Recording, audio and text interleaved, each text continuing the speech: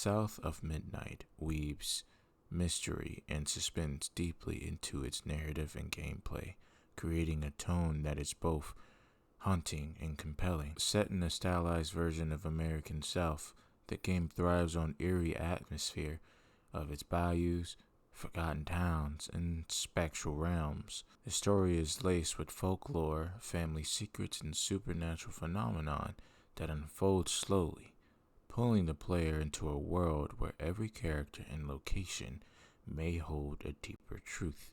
And the truth about South of Midnight is that some of the stories told happen in real life. You can't heal in the place you get hurt. At the heart of the mystery is Hazel's search for her missing mom and her inheritance of the mystical role as a weaver. As she journeys through the Prospero and its surrounding regions, she uncovers layers of generational trauma, hidden truths about her ancestry, and lore about the mythological beings like Tamaha. Don't quote me, I'm not that good with the spelling of some of these mythical creatures, so bear with me through this video. The game invites players to piece together cryptic clues through exploration, environmental storytelling, and character dialogue. This investigation feel enhances the mystery. You're not just fighting enemies, you're deciphering lost history. Mythical creatures and corrupted spirits don't just serve as combat encounters, they often arrive with the narrative's weight, increasing the psychological tension. You rarely know if an encounter is going to be hostile, enlightening, or both. Isolation is felt both physically and emotionally. Hazel, the protagonist, begins her journey in the aftermath of a devastating hurricane that left her hometown in ruins and her family scattered. This physical dissolution mirrors her emotional state. Newly orphaned, uncertain about her past, and burdened by the powers that she does not understand yet. The Southern Gothic setting reinforces this isolation. Swamps, empty roads, and ghostly towns are not just backdrops. They're characters in themselves, echoing Hazel's solitude.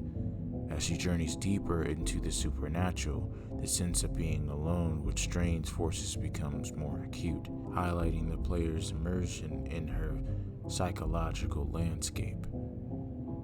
In the back of the mind, isolation sometimes brings fear. Fear in South of Midnight is personal and atmospheric rather than reliant on jump scares.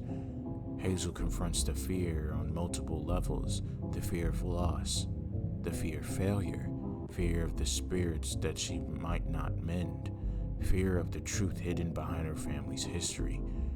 The game leans into the tension, building unease through the haunting visuals, the eerie music, and the slow burn storytelling style that suggests danger even in stillness. This emotional fear is mirrored in the gameplay mechanics. Uncertain terrain, puzzles that demand intuition rather than logic, the creatures that must be understood to be defeated. Fear is not just of death, but the misunderstanding of a misstep and the unseen forces that lurk just out of reach. Hazel's abilities as a weaver allow her to interact with the rifts in the world, place where reality frays and the boundaries between life and death, past and present, are blurry. Every new area she encounters presents unanswered questions. Are the spirits allies or enemies? Is the visual real or a memory? These uncertainties push the player to proceed with caution, questioning every character's intentions and every environment's hidden truths. The game's mythological undertones, drawing the southern folklore and the cryptids added to this discomfort. These aren't familiar tropes of Western fantasy. They are rooted in lesser-known, often oral traditions that feel alien, uncanny, and deeply rooted into cultural trauma.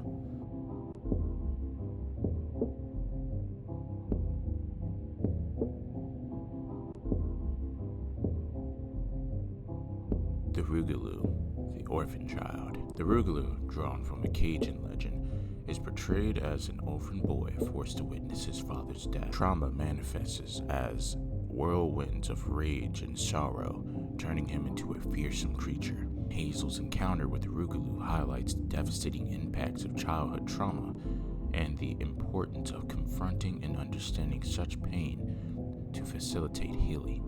Two-Toed Tom. Inspired by the southern folklore, Two-Toed Tom is a giant albino alligator who embodies the trauma of neglect and mistreatment. Once a starved and abused pet, his unsustainable hunger led him into consuming everything in sight. His transformation into a monstrous being serves as a cautionary tale about the consequences of cruelty and the deep scars that it leaves behind. Bunny, a mother's grief that can turn into mass destruction.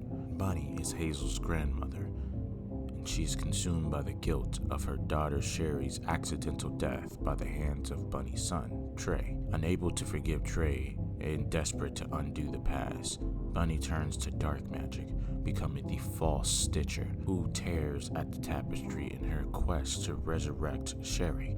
Her obsession blinds her to the harm that she causes, illustrating how grief can fester into something dangerous when left unchecked. Rhubarbe's trauma, I hope I said that correctly, centers around his disabled younger brother, Benji. Overwhelmed by the responsibility of caring for Benji and harboring resistance, Barb, which we're just gonna call him now, makes a tragic decision. He locks Benji inside of a tree, leaving him to die. Benji's soul merges with the tree, becoming the monstrous entity, and Hazel's intervention allows Benji's spirit to find peace. But the haunting folk song that accompanies this moment underscores the lingering sorrows of Barb's betrayal. And then we have Hazel's mother, Lacey.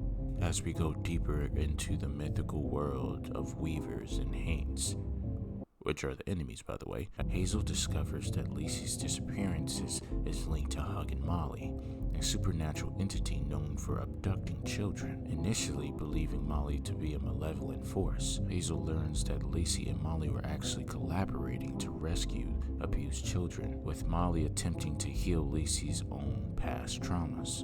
In my own playthrough, I noticed that Hug and Molly was running away more, which led me to believe that unlike the other bosses we faced before, this one isn't attempting to try to hurt us, but trying to tell us something. But blinded by rage, Hazel would not be able to see this until it was ultimately too late.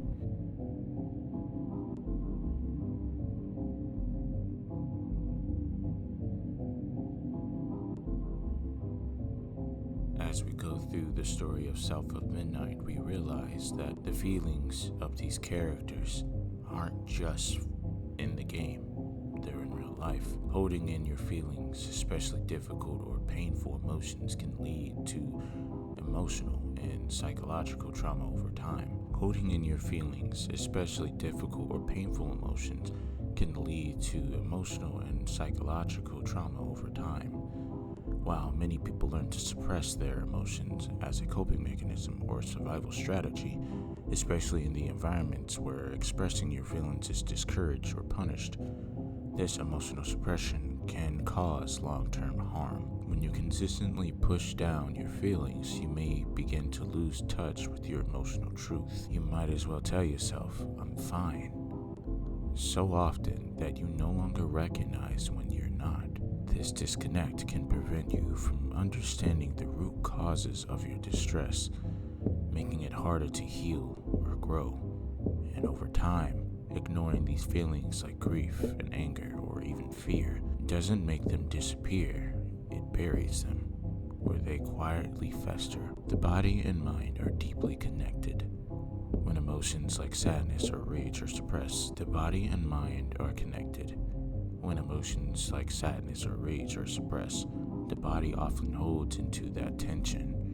This can manifest in chronic pains, especially in the neck, shoulders, and back, digestive issues, sleep problems, headaches, Long-term stress from unexpressed emotions can even increase risk of heart disease and other serious health conditions. Bottling up emotions can often lead to emotional dysregulation. Since emotions aren't processed or released, they can build up pressure internally, leading to emotional leaks. These leaks are shown as mood swings, sudden anger or irritability, feeling emotionally numb or disconnected, panic attacks. Imagine what each one of these characters in South of Midnight had to go through with all of this in mind, and how much damage they've taken over time. Imagine the nightmares, the flashbacks or intrusive thoughts, overreactions to minor stressors, and emotional numbness. South of Midnight has done an excellent job capitalizing on the storytelling to show what this does to people. Dealing with trauma has never been an easy thing. From the brave souls coming back from dangerous situations to the child who didn't get enough attention at home, trauma can truly be a very terrifying thing. And South of Midnight depicts this very well. So what do? How do you beat trauma? We don't have weavers in real life, but we can take the concept of a weaver. We may not have weavers that can pierce the spiritual to help us combat our trauma, but sometimes all you need is someone willing to listen so that you can let go of the weight that you carry on your shoulders every day. And even when we get the answers, sometimes we are still wondering what other mysteries we don't know. What do we need to unfold in order to completely heal? It's a process, and although it may not be a fast process for some, it's a process worth walking towards. As scary as it might be, and as isolated as you might feel, there's always a way to move forward. I challenge you to sit with these emotions of yours and process through thoroughly, and use that pain to turn yourself into something extravagant. The world is waiting for you to do great things. If you made it to the end of this video, I want to say thank you, as this is the first time I've ever made such a video. I encourage you to make your own theories and interpretations of this game's story. If you found some of these characters to be relatable or at least intriguing, I urge you to play the game yourself and think about how these stories really integrate with real life. Would you agree with Bunny's actions?